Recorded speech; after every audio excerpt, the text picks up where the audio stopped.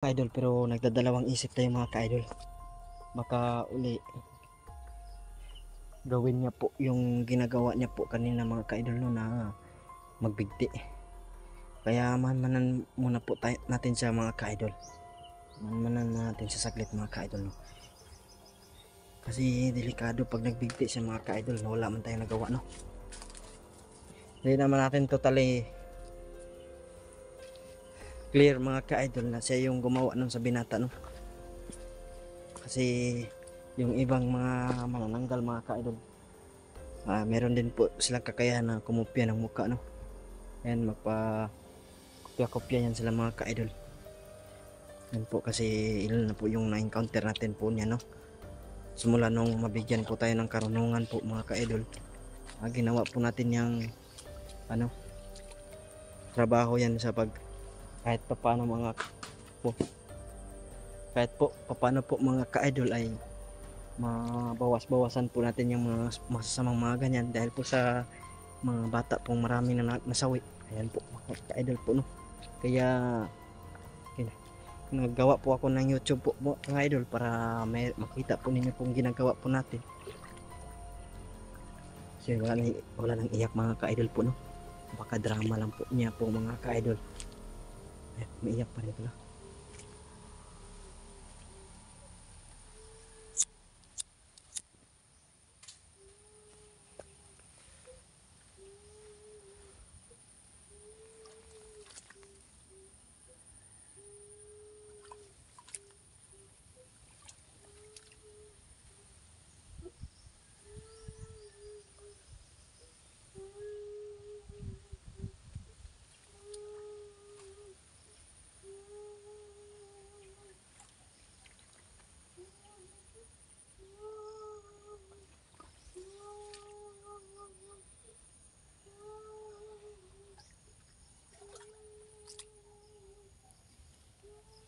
Yan po siguro po yung akala po niya po mga ka-idol no, na umuwi na po tayo. Kaya maaari nating pagmasdan po yung gagawin niya po ngayon mga ka-idol.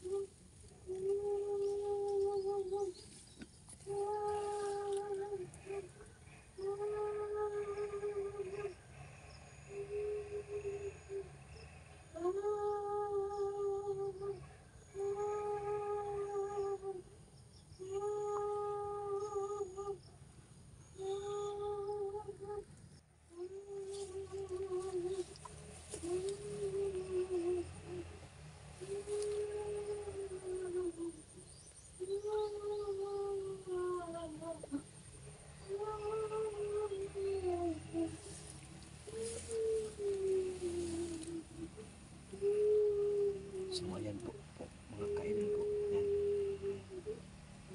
Hindi na po siya lumapit po doon sa lobby po no.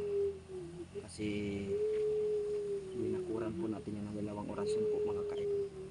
Hindi po siya makalapit po doon no. Yan mga ka-idol po. Yan. Gagawin natin lahat kung siya nga ba talaga yung bumiktima sa binata. Pero wala po tayo nakitang bangkay na yun yung pinagkakatakan natin po mga ka-idol. Yan mga ka-idol, bubukingin natin sa mga ka-idol ngayon kung talagang normal nga tao siya mga ka-idol, hindi tayong tumulong mga ka-idol po no. Yan, tulungan natin siya mga ka-idol kung normal na babae po siya no. Kasi ano po yan mga ka-idol po, yung wala kang pamilya, wala kang malalapitan, mahirap po yan mga ka-idol. Ngayon po mga ka-idol, yan, try natin amayin siya. Pero hindi po tayo basta-basta magpapaano sa kanya mga kaidol, magpapalinlang. Yan lang po yung hindi po tayo magpa-hypnotize po sa kanya po mga kaidol.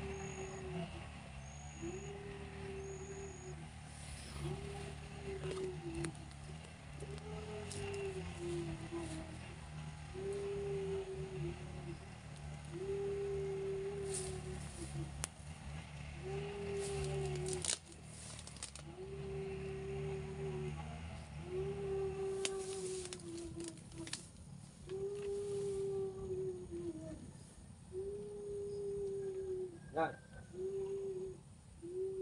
Pinanggan, dama nga silbilat ka. Huwag magbuhat na yung anak, silbilat.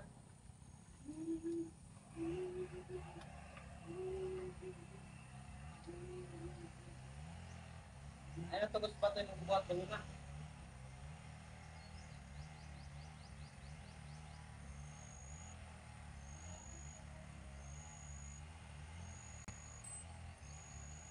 Uy! Ayaw, doon sa pa, ayaw doon. Wala lang gulit tayo, wala lang gulit tayo. Akong mga anak, hindi nagkuha. Ikuha sa mga tao.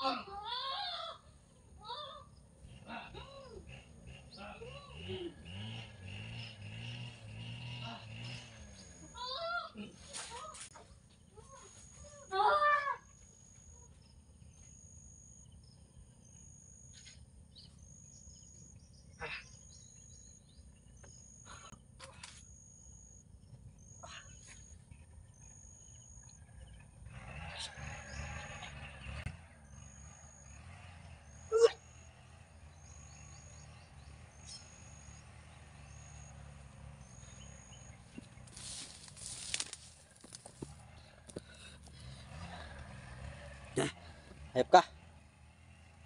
Hanggal talaga. Eh. Tayo pang binintangan niya mga ka-idol, tayo po daw ng paslang sana na. Meron daw anak kinuha daw ng mga tao. Hindi niyo alam mga ka-idol kung pinaslang daw. Blood lang natin mga ka-idol, no? Ha. Eh. May sugat yan po mga ka-idol. Ayan, no? Saksak po natin po yan mga ka-idol. Ah. Blood po natin po mga ka-idol yung ano, yung dugo. Baka ito naman tayo na YouTube nito. Yep ka.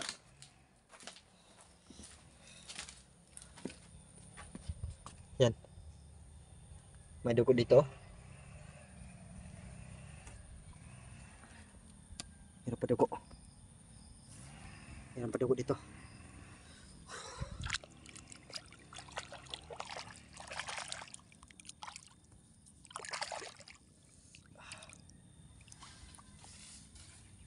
Oh. Nangahayop ka.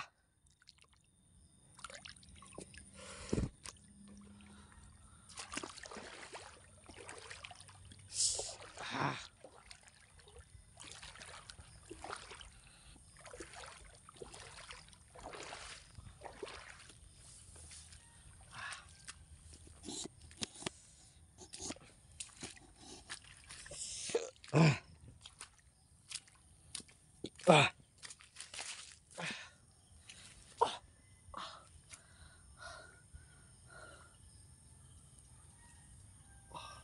Muntik mabalik yung leeg ko mga katol. Yan po mga ka-idol po. Sobrang lakas niya po mga ka-idol. Muntik mabalik yung leeg natin no. Pag ikot natin ginanyo na. Buti. Dito natin nilagay yung ano natin. Yung punel nakuha na natin kaagad. Nasaksak natin yung mga ka-idol. Kung hindi patay tayo mga ka-idol. Walan po tayo ng lakas.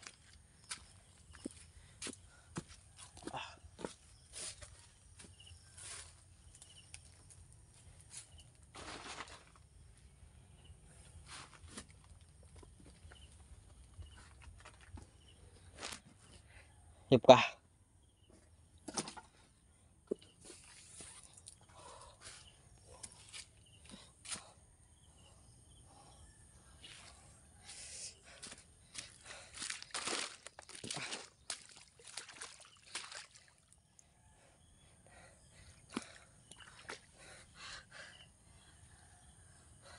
Mag-ano po muna tayo po mga ka-idol.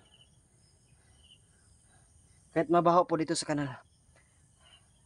Kailangan natin lagyan, tanggalin natin yung dugo natin. Ayan. Kasi yung baho ang sakalangsa, baka ma-question tayo doon sa pagsakay natin ng bus. O mag-commute sa commute natin, baka ma-question tayo bakit na anong yung baho natin saka mayroon tayong dugo. Kailangan nating bago umuwi mga ka-idol, kailangan natin magpunas ito mga ka-idol. Meron yung sugat mga ka-idol. Meron po yung sugat. Di po ko masabi na wala yung sugat.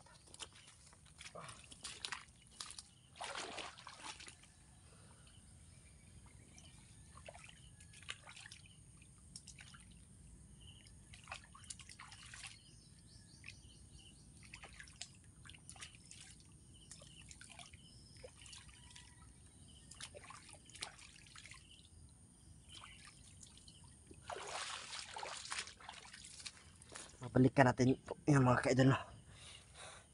Habi talaga, hindi mapagkatiwalaan talaga.